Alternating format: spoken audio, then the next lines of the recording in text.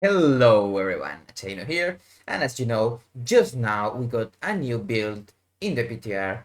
We are going to, as always, look at Rogue. We got some changes, some cool changes. I'm going to focus also on Subletly, but I'm also going to read the other ones.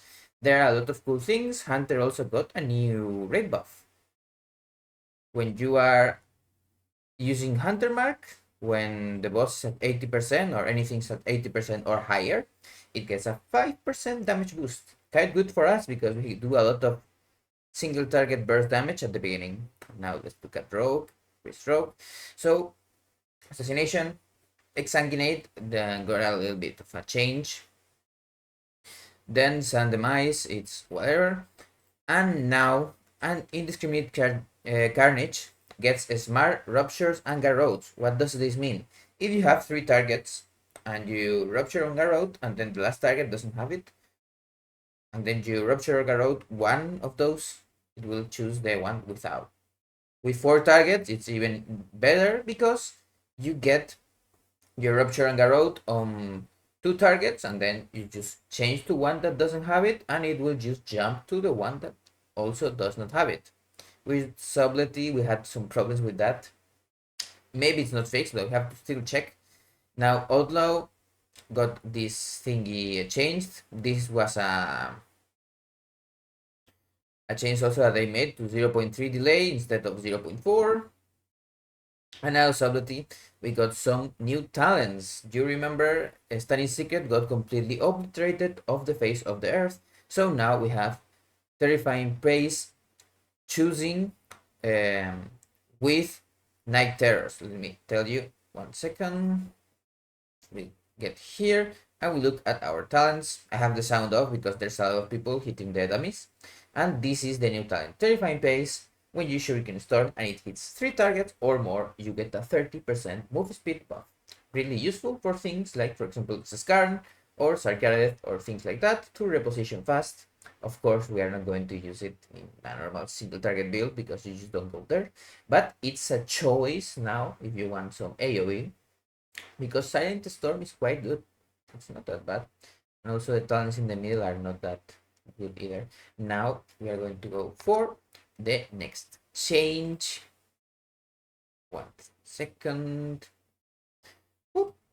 And now we get Shadow Techniques was buffed from 3 baseline, of course, to 4. What does this mean? If you have improved Shadow Techniques, it's 7 now.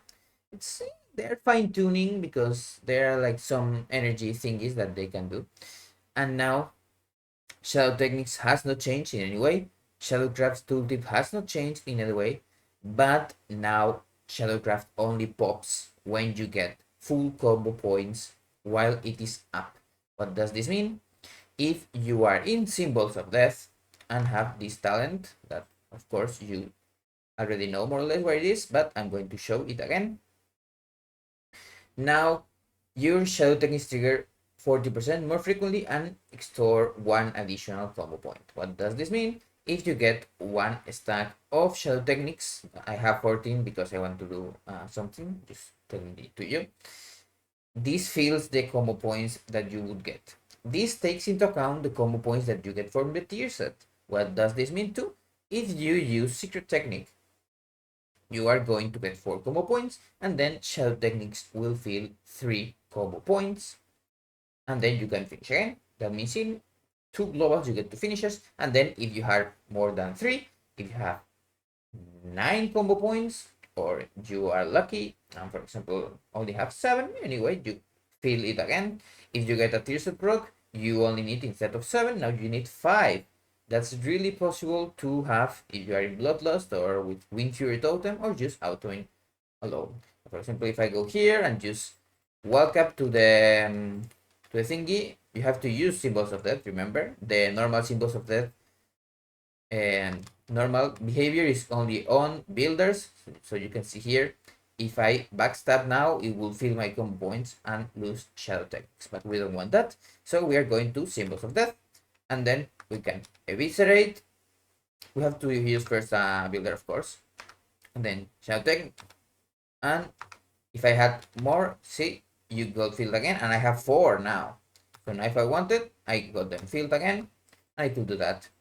So likely, I'm not going to say anything because, of course, we still have to check APL and things. But if you can enter dance with full combo points, and you can use eviscerate, secret technique, eviscerate, it's going to be a lot of damage. Because afterwards you can shadow strike and it will also fill your combo points.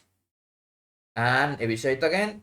And it's likely that if you proc the tier set while you did all those finishers, you could do another one without using a builder. But we still have to check. A lot of people will check it with me, of course.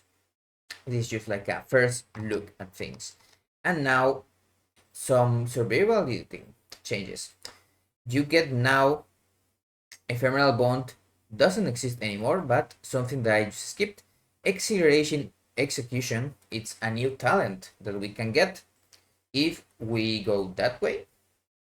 Like, for example, in the one that I have, because I'm using Swift Dead, I'm not taking it, but if you use another build, like the builds that go this way, and instead of getting Swift Dead, get other things, you can just skip Ephemeral Bond, get Quick Decisions, and then use Acceleration Execution to get extra healing every time we use a finisher. That's kind of meh. 3% is not a lot, but if you are full health, it gets into a shield that stacks until 10% of your maximum health.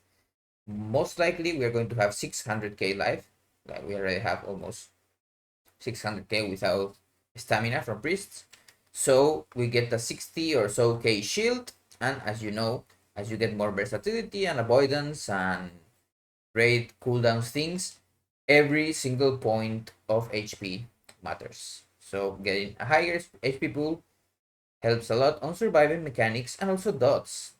This helps a lot in like heavy dots. You get a little bit more of a change. If you also get topped by a healer, you also get, instead of the healing going nowhere, like the soothing darkness, for example, would go nowhere. Recuperator would go nowhere. Our healing from bleaching poison would go nowhere, but acceleration execution will get us a little shield. So that's everything that we got changed in this fast build. Of course, I will also check other things. It's likely that my boy Rotten is going to die, and we are not going to use it because it's kind of underpowered now compared to Shadowcraft, but I will still see both and more or less how to do it. At least for Dust, of course. I will also talk about the other builds, but that will be in another video. Bye bye. As always, subscribe and like the video if you want.